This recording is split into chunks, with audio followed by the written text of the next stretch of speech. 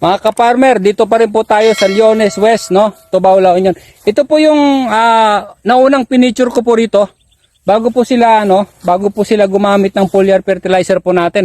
Ito po yung parte, kung matatandaan po ninyo, ito po yung part na talagang naninilaw na po. Grabe na po ang dilaw dito noon. Mayroon po ako nung unang video bago natin siya gamitan. Pero ngayon po, kita po ninyo, ito po yung part na talagang wala na ho. Pag-asa, naninilaw-nilaw na po ito.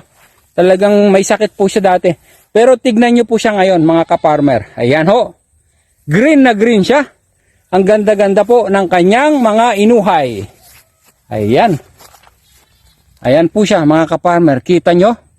Grabe ang ginawa ng Growers Beat 1000 plus foliar fertilizer po natin dito. Napakagaganda po. Ayan ho. Kaya po, may sakit man o wala ang ating mga pananim, lalong-lalo na sa palay po natin. Grabe po ang kayang gawin ng ating foliar fertilizer. So sa mga ka-farmer po natin dyan, may mga problema o wala sa mga palayan o anumang pananim, ito na po ang kasagutan sa ating mga problema. Gagastos ng mura, aani ng marami. Yan po ang kayang ibigay ng ating Growers Beat 1000 plus foliar fertilizer po. Yan. So, to God be the glory po. God bless. Oh, God bless. Ganda.